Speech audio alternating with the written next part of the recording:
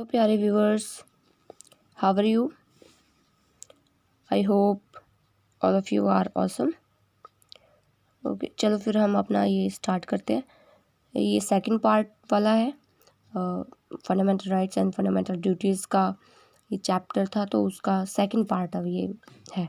अगर आपने first part ना देखा हो तो आप देख सकते हैं चैनल की प्लेलिस्ट में जाके, चैप्टर 4 करके डाला होगा पार्ट 1 करके, तो आप देख सकते हैं।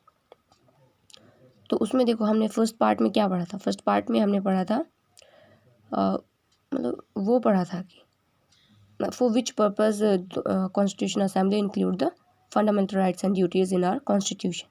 उस चीज़ के बारे में पढ़ा था कि भाई किस उद्देश्य से, क्यों जो हमारी कॉन्स्टिट्यूशन असेंबली थी, संविधान सभा थी, उसने हमारे जो फंडामेंटल राइट्स एंड ड्यूटीज़ थी उनको संविधान में इंक्लूड करा था। अगर आपने ना देखा हो तो आप देख सकते हैं, वो भी काफ़ी यूज़फुल है। तो अब हम आगे क्या पढ़ेंगे कि भाई ये पढ़ेंगे characteristics means features of fundamental rights. क्या क्या फीचर्स हैं। अब क्वेश्चन अराइज होगा कि फीचर्स क्या मीन्स, जैसे कोई भी आप कोई नई चीज़ लेते हैं, अब फ़ोन ले लो या आप फ़ोन ही लेते हैं या कोई गाड़ी लेते हैं, तो कार वगैरह लेते हैं, तो आप उसमें देखते हैं ना कि भाई ये वाला फ़ोन है, ये इस फ़ोन में अब ये फीचर्स हैं, नहीं ये चीज़ें आ चुकी हैं। फीचर्स कुछ नहीं होता कुछ तो होता ही है, कुछ नहीं होता क्या मतलब कुछ होता मतलब क्या कि भाई क्वालिटीज़ ऑफ दैट थिंग। हाँ, क्वालिटी, भाई कौन कौन सी क्वालिटीज़ हैं उसके अंदर, वो फीचर्स में आ जाता है। तो हम इसी में पढ़ेंगे कि भाई जो हमारा कॉन्स्टिट्यूशन है सेम, भाई हमारा जो कॉन्स्टिट्यूशन में जो हमारे ये दिए हुए हैं फंडामेंटल राइट्स दिए हुए हैं, उनकी क्या फीचर्स हैं, मीन्स क्या है, मतलब क्या विशेषताएं हैं, उनके गुण क्या है, वो पढ़ेंगे। तो फर्स्ट है हमारा विस्तृत तथा जटिल। विस्तृत और जटिल क्या, इलैबोरेट एंड कॉम्प्लेक्स।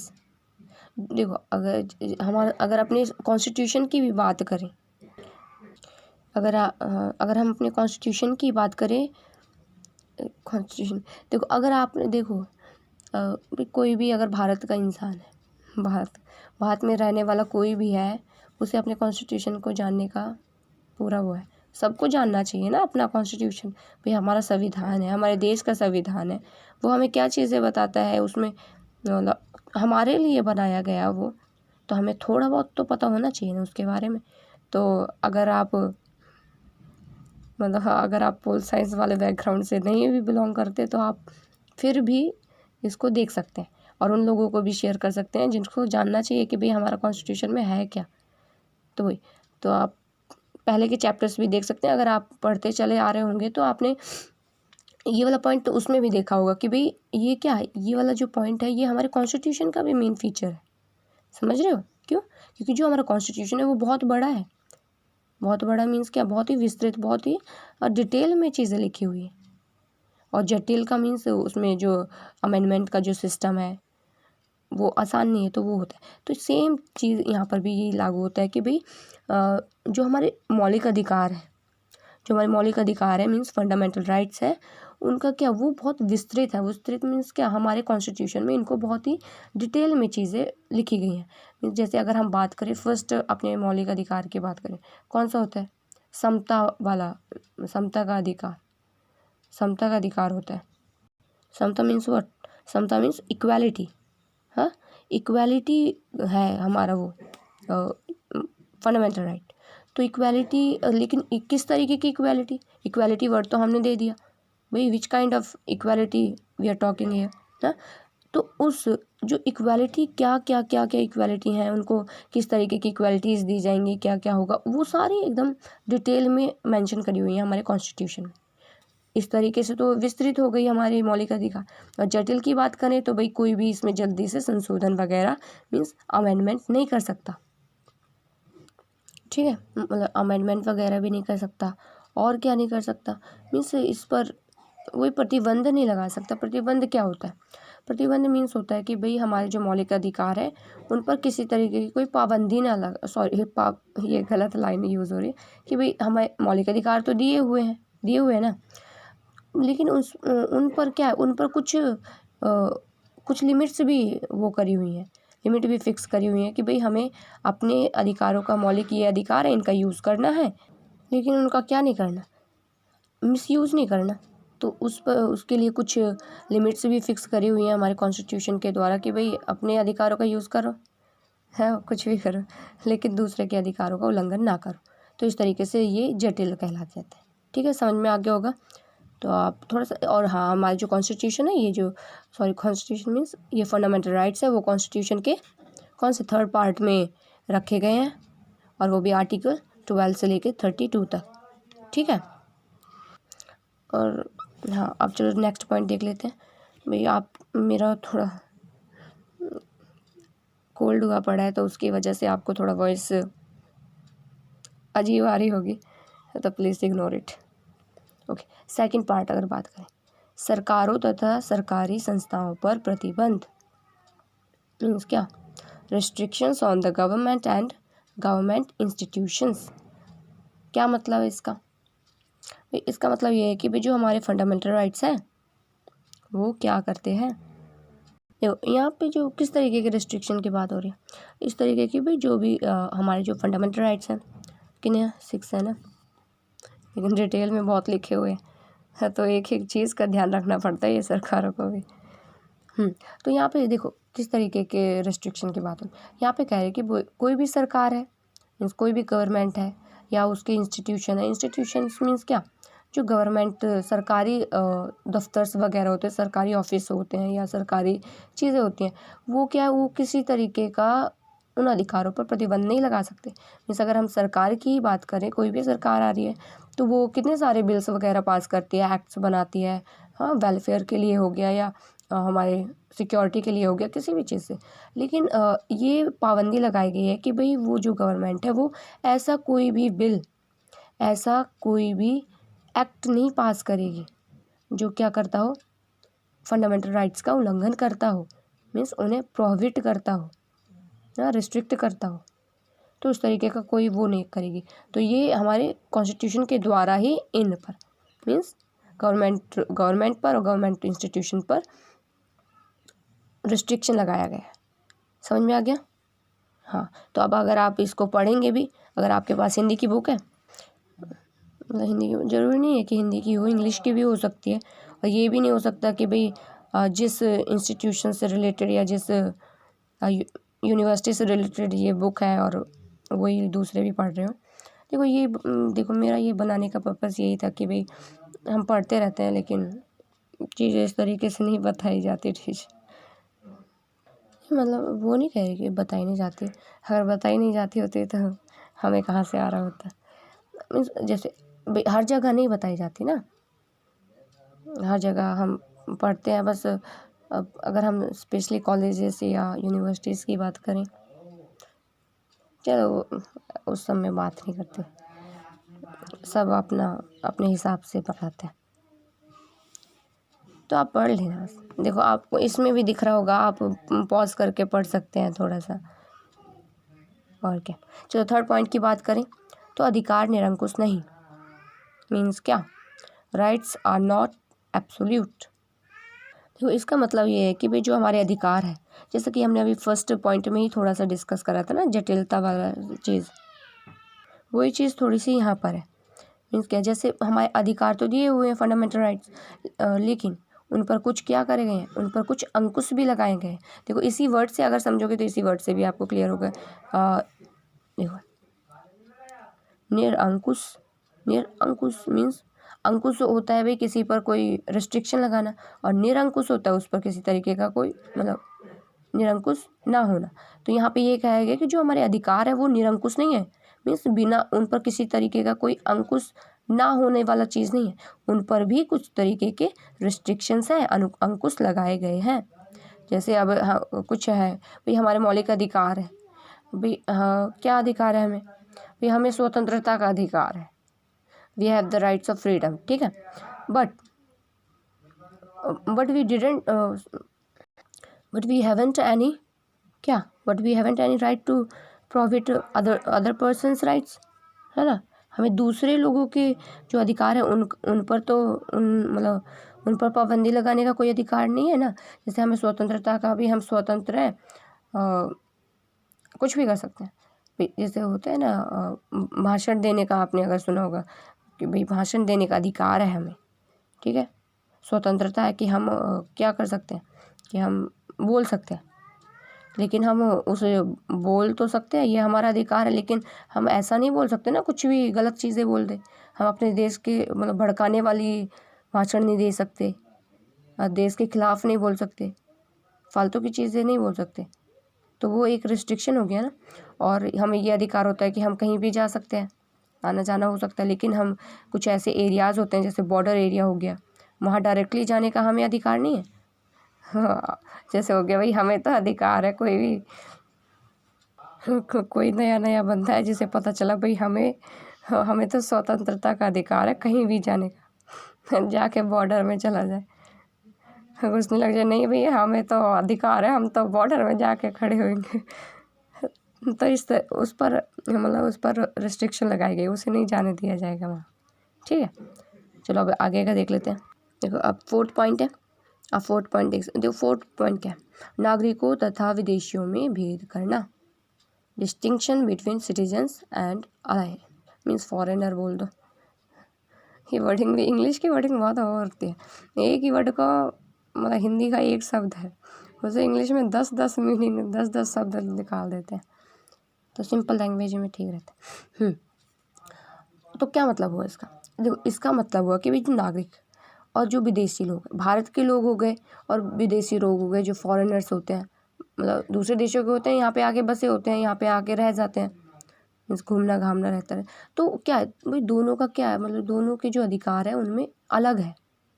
जैसे भारत के जो लोग हैं उनको फंडामेंटल राइट्स दिए हुए हैं कि वो कुछ भी कर सकता है, कुछ भी नहीं कर सकता, जो दिए हुए अधिकार जो करने के लिए बोला हुआ है वो कर सकता है।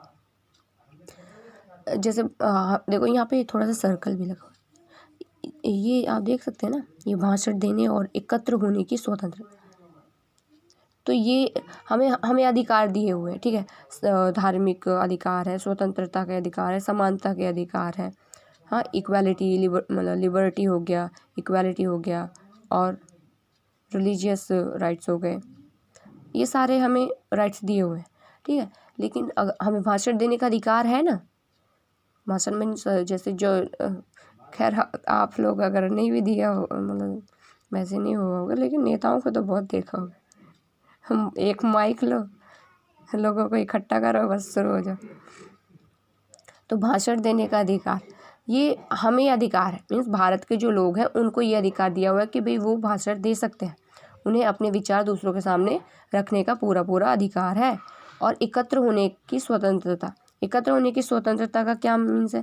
इसका मतलब है कि भाई कोई भी है, सब इकट्ठे हो सकते हैं, मीन्स जो लोग हैं आपस में इकट्ठे हो सकते हैं, भारत के लोग, ठीक है। रैली वगैरह होती है ना उस सब में, लेकिन ये अधिकार विदेशियों को नहीं दिए हुए, वो भारत में आके भाषण नहीं दे सकते। भाई भारत में आके भाई वही कोई एंटी इंडियन निकला तो आके भारत के लोगों को ही भड़काने लग जाए, हम गैंग ही बनाने लग जाए भारत के लोगों की इकट्ठे करके, मीन्स भारत के लोगों का भी होते हैं ना सटके दिमाग वाले लोग भी, कि भाई हम क्या कर रहे हैं, क्यों कर रहे हैं, वो पता ही नहीं होता, अपने देश से कोई गालियाँ देने लग जाते हैं। तो ऐसे लोगों का अगर गैंग बनाने लग गया तो ये सब अधिकार विदेशियों को नहीं दिए होते, कि भाई वो आके भाषण भी नहीं दे सकते और लोग इकट्ठे भी नहीं हो सकते, एकत्र भी नहीं हो सकते। तो एकत्र मीन्स जैसे आप रिलीजियस, तो भाई अगर कोई घूमने आया है, कोई टूरिस्ट है, वो आएगा, वो तो जाएगा किसी भी टेम्पल्स वगैरह में जा रहा है या कहीं टूरिस्ट प्लेस है वहाँ पे घूमने जा रहा है, वहाँ पे तो बहुत सारे लोग होते हैं, वो तो इकट्ठा वहाँ पे हो सकता है, लेकिन ठीक है, तो उसमें नहीं कोई पाबंदी है, बस वो जैसे वो नहीं कर सकता, क्या नहीं कर सकता, कोई पॉलिटिकल पर्पस से या कोई गलत काम के पर्पस से वो एकत्र नहीं हो सकते, ये लोगों को इकट्ठा नहीं कर सकते, ठीक है। तो ये हमें ही मिला हुआ है, बाहर के लोगों को नहीं, हमें मिला हुआ है, मतलब क्या, गलत करने का अधिकार नहीं मिला हुआ, ठीक है, एंटी इंडियन बनने का अधिकार नहीं मिला हुआ। भाई अपना देश है, रेस्पेक्ट करो। हम नेताओं की वजह से कुछ पार्टीज़ की वजह से अपने देश में कोई गालियाँ देने लग जाते हैं, अपने देश को बुरा भला। देश तो भाई देश है, रेस्पेक्ट। चलो ठीक है, 5th पॉइंट की बात करते हैं। 5th पॉइंट क्या है? संविधान के अतिरिक्त और अधिकारों का ना होना। क्या मतलब है इसका? इसका मतलब ये है कि भाई जो हमारे अधिकार दिए हुए हैं, जो हमारे भारत के जो लोग हैं, उनके जो अधिकार दिए हुए सारे फंडामेंटल मीन्स सारे के सारे कॉन्स्टिट्यूशन में मेंशन है ना। जितने भी अधिकार हमें है, चाहे किसी तरीके का भी अधिकार हो, वो सारे के सारा हमारे संविधान में लिखा हुआ है। अलग से कोई वैसे हमें कोई वो नहीं प्रोवाइड किए जाते ना, भाई कोई सरकार है, सरकार ने कोई अधिकार ऐसे ही बना दिया, उसका हमारे कॉन्स्टिट्यूशन में कोई मेंशन ही नहीं है उससे रिलेटेड चीज़, तो उसका हम वो नहीं कर सकते। मतलब उस तरीके की व्यवस्था है, लेकिन कहाँ पे है? उस तरीके की व्यवस्था है अमेरिका में। अमेरिका में क्या कर सकते हैं? जो अमेरिका की ये है मीन्स अमेरिका की पार्लियामेंट है ना, वो कोई भी उन्होंने अलग से भी अधिकार लोगों को दिए हुए भाई। उनने बिल पास कर दिया, एक्ट बना दिया और उसमें कुछ राइट्स मेंशन कर दिया और फिर लोग उसका फॉलो करने लग जाते हैं। लेकिन भारत में इस तरीके की व्यवस्था नहीं। भारत में लोगों को सिर्फ वही अधिकार मिले हुए, वही चीज़ें इम्प्लीमेंट में है जो हमारे कॉन्स्टिट्यूशन में मेंशन है। ठीक है, समझ में आ गया होगा। अभी 6 पॉइंट देख लेते हैं। साधारण व्यक्तियों तथा संस्थाओं पर प्रभाव होना। इसका मतलब ये है कि भाई जो हमारा मतलब क्या, देखो इसका मतलब ये है कि भाई जो सरकार है, सरकार किसके अकॉर्डिंग, देखो पहले तो यही क्लियर हो कि भाई जो सरकार है, सरकार किसके अकॉर्डिंग काम करती है? कॉन्स्टिट्यूशन के अकॉर्डिंग। जनता की रिप्रेजेंटेटिव होती है और एक तरीके से चलो वो अलग से, ठीक है, जनता की रिप्रेजेंटेटिव होती है, जनता के द्वारा ही तो उन्हें चुनकर भेजा जाता है ना सरकार को। तो इसका सिंपल सा मतलब ये है कि भाई जो सरकार है मीन्स अगर जो हमारे फंडामेंटल राइट्स दिए हुए हैं, अगर उनका कोई उल्लंघन करता है, या जैसे कोई सरकारी संस्था है, सरकारी मतलब सरकारी अधिकारी हो गया, सरकारी कोई ऑफिस हो गया, सरकारी संस्थाएं हो गई, अगर वो हमारे अधिकारों को वो करती हैं, हमारे अधिकारों को रिस्ट्रिक्ट करती हैं या उन पर किसी तरीके की कोई पाबंदियाँ लगाती हैं, तो क्या सरकार जो है वो डायरेक्टली उनका वो कर सकते हैं, भाई डायरेक्टली देखेगी उसको वो सॉल्व करवा देगी। लेकिन सरकार का जैसे हम स्कूल्स की एक एग्जांपल लेकर बात करें, स्कूल्स की बात करें, भाई एक प्राइवेट स्कूल है, एक गवर्नमेंट स्कूल है। देखो जो सरकार है, सरकार गवर्नमेंट स्कूल पर किसी तरीके का मतलब सरकार कुछ भी कर सकती है, मीन्स कुछ भी क्या, जो उसका मेंटेनेंस से रिलेटेड हो गया या उसमें कुछ और चीज़ें हो गई, भाई टीचर प्रोवाइड करना या कुछ उसमें वो करना ना, कुछ भी चीज़ें जो भी होती हैं स्कूल से रिलेटेड, वो करने का जो अधिकार है वो सरकार के पास है, वो कुछ भी कर सकती है ना, किसी तरीके की व्यवस्था कुछ भी कर सकती है। लेकिन वो डायरेक्टली प्राइवेट स्कूल्स में जाकर नहीं कर सकती ना, समझ रहे हो, प्राइवेट स्कूल में नहीं कर सकती। लेकिन सरकार क्या देखो सरकार के पास क्या अधिकार है कि भाई अगर प्राइवेट स्कूल में अगर किसी तरीके की कोई मिसहैपनिंग्स होती है, मीन्स कुछ गलत चीज़ें हो रही हैं प्राइवेट स्कूल में, तो उसको रिस्ट्रिक्ट करने का भी अधिकार सरकार के पास है। वो जाकर उस चीज़ को रिस्ट्रिक्ट कर सकती है। मीन्स अगर हमें जैसे कोई प्राइवेट स्कूल है, वहाँ पर कोई इस तरीके की एंटी इंडियन चीज़ें पढ़ाई जा रही हैं या उन्हें बच्चों को आतंकवादी बनाया जा रहा है, मतलब ऐसा होता तो नहीं है, लेकिन अगर हम बस फॉर एग्ज़ाम्पल की बात करें, सिर्फ एग्ज़ाम्पल, तो आप रिलेट कर सकते हैं।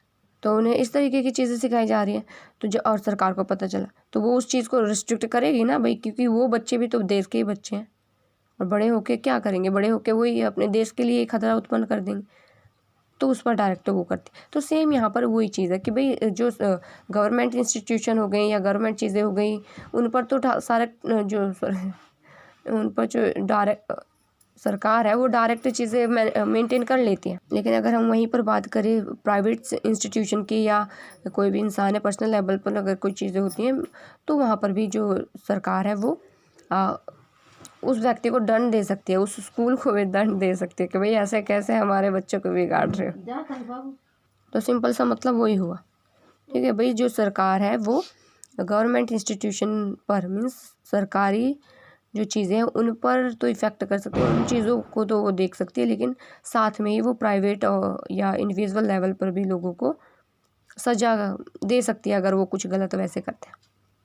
ठीक है। अगर 7वें पॉइंट की बात करें तो अधिकारों का निलंबन। अधिकारों का निलंबन मीन्स क्या, हमें फंडामेंटल राइट्स तो दिए हुए हैं, हाँ, आर्टिकल 12 to 32 तक दिए हुए हैं ना फंडामेंटल राइट्स, लेकिन कुछ ऐसे अधिकार हैं जो निलंबित हो जाते हैं। जैसे अगर हमारे देश में कोई इमरजेंसी वो कर दी गई, इमरजेंसी लागू हो गई, इमरजेंसी मीन्स क्या बोलते हैं, देखो इसका सिंपल सा मतलब यही है कि भाई अगर अधिकारों का निलंबन क्या मतलब, जैसे होते हैं हमें अधिकार तो दिए हुए हैं, अगर कोई इमरजेंसी लागू हो गई, या जैसे वो होता है ना प्रेसिडेंट रूल हो गया, और जैसे 144 अमेंड वो होता है ना, लागू कर देते हैं कि जहाँ पे थोड़ा खतरे वतरे दिख रहे होते हैं कि देश के लिए खतरे उत्पन्न हो सकते हैं उस जगह में, तो वहाँ पर इस तरीके की चीज़ें वो कर देते हैं, इम्प्लीमेंट कर देते हैं कुछ टाइम के लिए।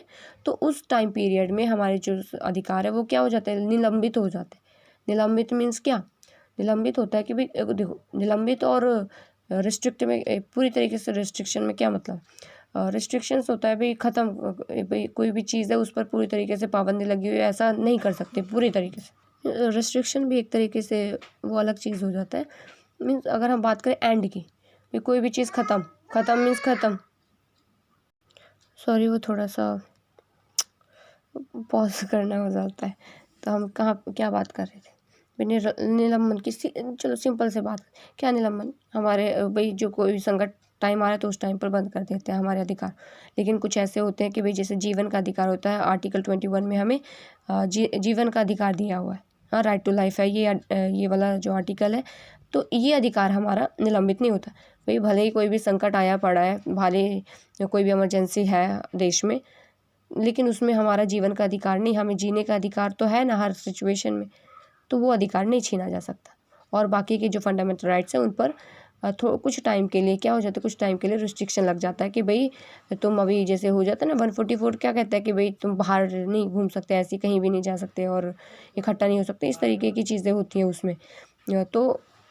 तो उसे कुछ टाइम के लिए बंद कर दिया जाता है। लेकिन जीवन तो वो जी रहे होते हैं, भले कैसे भी जियो, लेकिन जीवन जीने का अधिकार दिया होता है। और एक चीज़ और है कि भाई हमारे अगर ये जो अधिकार है, अगर इस टाइम पीरियड में मीन्स इमरजेंसी के टाइम पर अगर कोई इस तरीके के कोई रिस्ट्रिक्शंस या इस तरीके के कोई सस्पेंशन होता है उनमें, तो हम उसको लेकर कोर्ट में नहीं जा सकते। ठीक है, कोर्ट के द्वारा ये अधिकार प्राप्त हुआ है ना, फंडामेंटल मीन्स कॉन्स्टिट्यूशन के द्वारा ये अधिकार दिया हुआ है कि अगर हमारे अधिकारों का उल्लंघन होता है तो हम कोर्ट में जाकर हमें अपने अधिकारों को वापस ले सकते हैं, उसका वो कर सकते हैं, उसके खिलाफ वो कंप्लेन कर सकते हैं। लेकिन जब इमरजेंसी का टाइम होता है तो उस टाइम पर हम या उस टाइम पीरियड में जो चीज़ें हुई, हमारे अधिकार जो उल्लंघित हुए, तो उनको लेकर हम कोर्ट्स में नहीं जा सकते। ठीक है, ये चीज़ भी आप याद रखना। 8 पॉइंट की बात करें, 8 पॉइंट है हमारे संसद को मौलिक अधिकारों को संशोधन करने की शक्ति, parliament's power to amend fundamental rights. क्या मतलब है भाई, जो हमारी पार्लियामेंट है, जो हमारी संसद है, सॉरी वो बैकग्राउंड वॉइस आज काफ़ी दिक्कत हो रही है, आप सुन भी सकते हैं, तो आप प्लीज़ देख लेना उसको, देख क्या लेना, मैनेज कर लेना, मीन्स इग्नोर करना, आप इसको देखना। देखो इसका क्या मतलब हुआ, इसका मतलब है संसद को मौलिक अधिकारों को संशोधन करने की शक्ति। क्या मतलब इसका मतलब ये है कि भी जो हमारी पार्लियामेंट है उसको अधिकार है कि हमारे जो फंडामेंटल राइट्स हैं उनमें संशोधन कर सकती है, उनमें अमेंडमेंट कर सकती है। ठीक है, मीन्स देखो हाँ, अमेंडमेंट का मतलब यही हुआ कि भाई कोई भी सॉरी बच्चों, अभी आज मैं यहाँ इस वीडियो को यहाँ पे मतलब एंड कर रही हूँ, तो अब नेक्स्ट पार्ट जब इसका रिलीज़ होगा तो आप उसमें थोड़ा सा ये बता दूँगी, तो आप प्लीज़ देख लेना। Thank you for watching this. अगर आपको ये थोड़ा सा भी अच्छा लगा हो, थोड़ा सा भी नॉलेजेबल लगा हो, तो आप इसको शेयर कर सकते हैं, चैनल को सब्सक्राइब कर सकते हैं, लाइक कर सकते हैं और नई चीज़ें सीख सकते हैं जो डाली हुई है, और क्या।